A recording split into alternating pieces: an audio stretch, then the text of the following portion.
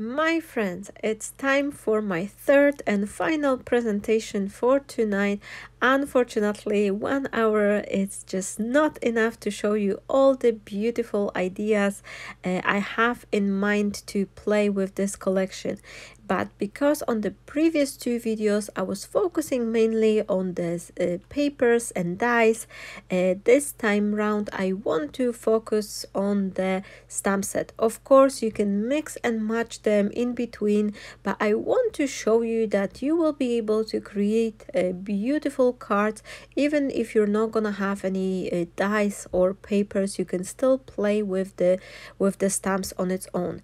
And actually, one thing I want to add is that this flower stamp set, it has some outline dies. There is 6 elements in this floral stamp. Each one of them, they have their own outline die, plus you have this additional A6 size background stamp set, which is matching with the style of the dies. It has the same lacy design on it, so you will be able to create lots of the beautiful cards with different techniques.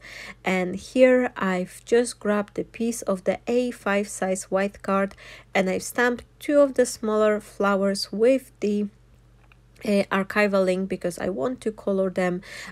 So you can do whatever coloring technique you prefer, whether it's the alcohol marker, some coloring pencils, aqua markers, whatever it is. And one more thing I wish to add, that the way I was drawing these flowers and the way I've designed them, I wanted to create something which will be very easy for coloring. So even if you are beginner, there is lots of decreasing lines on those petals, so they will help you out to kind of guide you where you're supposed to add some additional shading. So if you're gonna be doing this like alcohol marker techniques or something, you can very easily turn those flowers into dimensional one, because the creasing line will kind of guide you where to add those additional like darker shades to your petals. And now I just did very messy coloring, because I am aiming for this free watercolor messy look on this card. And once I had all my flowers stamped and color, I've decided to create myself a little stencil. I wanted to color the background, but for that I want to mask the flowers first. And you can do it in 2 different ways. You can either use the sticky tape or some masking tape, as I showed you a second ago, and you can cut those flowers using the outline dies and then use them as a mask. Or you can do what I'm doing here. I grab 2 of those outline dies which are matching with the flowers, and I've created myself a little stencils. And now what I'm doing is I've just grabbed a piece of the kitchen sponge, which I add a drop of the embossing ink to my sponge, and I'm using the stencil to cover the flower area with the embossing ink. And once I have my flowers covered, then I am going over with the clear embossing powder, and this will help me to seal these flowers on the paper. So once I will be working on the background, the flowers not gonna get discolored.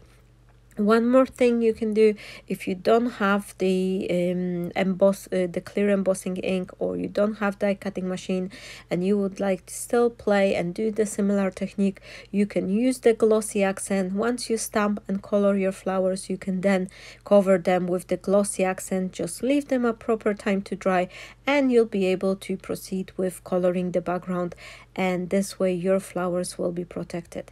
Here I am using one of those blendable brushes which are from the Creative Craft product, and some blue color tumble glass distress oxide ink, and I am doing it very freely. I'm going for this splotchy look, and once I add this blue color tone to my paper, I sprinkle it with some additional water just to give it a little this water droplet look. And then I've decided to do one extra step. I am grabbing this big background stamp, and I'm doing very messy stamping. This is something I love to do whenever I'm creating creating those mixed media projects or art journal pages, I always like to do this partial stamping here and there, just something to add this extra additional texture. And because this stamp is quite large, it's very easy to work with it. And once I had it all created the background the way I wanted, then I gently went over with the piece of the kitchen towel and I've just cleaned up the stamping from this flower area, which were covered in a clear embossing powder, so they wiped up straight away. Now I grabbed the piece of the A4 size card and I score it in the center so I could create myself a card base. And because my paper got a little bit warped, I should probably grab the mixed media paper or the watercolor paper, because I add quite a lot of the moisture, and because it was just a regular cards piece of the white paper, it got a little bit warped.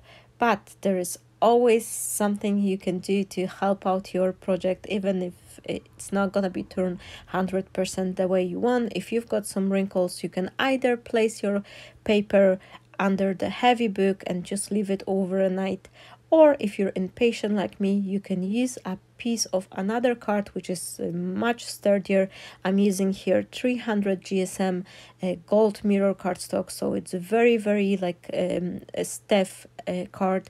And then once I've glued my panel onto this heavy cardstock, it's just flattened up. Plus, additionally, adding the extra gold paper, it gave me this beautiful shiny edge all around, which also adds extra interest.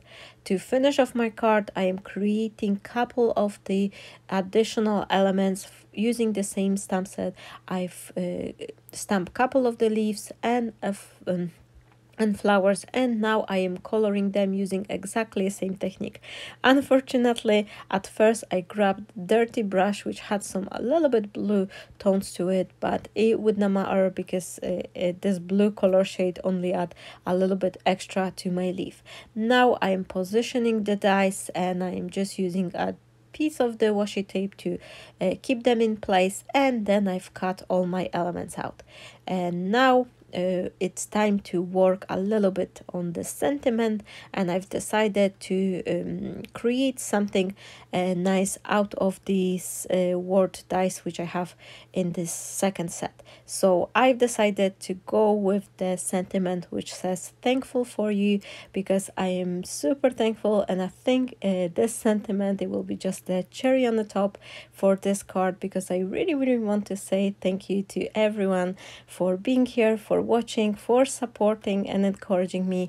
And of course I want to say big thank you to the CraftStash. I am super thankful for this opportunity, for having my own collection coming and to make this big dream coming out. So I thought this sentiment will be just matching here perfectly. And once I emboss the sentiment using the gold embossing powder, I create a little extra mat around using the same mirror gold cardstock, and now I will be just adhering all the layers together. And because this card is fairly simple, there is not a lot of a layer, I didn't use any die cut shapes or anything like that. I wanted to add extra interest by adding some additional dimension. So I lift my front panel with the help of the double-sided foam tape, just to have this extra dimension and something more on the card. And then I am adding a double layer of the foam to this middle bar with the sentiment. But because I know I will be tackling my flowers behind, I only add the strip to the central portion of the sentiment, leaving those both edges unglued, so I could easily put my flowers behind, so they will be looking like they just coming up from behind the sentiment. So I hope you enjoyed this inspiration. This is something a little bit different, and dependingly what color, what technique you're gonna be using, you'll be able to create lots of different looks for this collection. So I hope you enjoy it, and this also bring you some extra ideas for you what you can do with this the stamps. Thank you so much for watching, and I'll see you on the other side.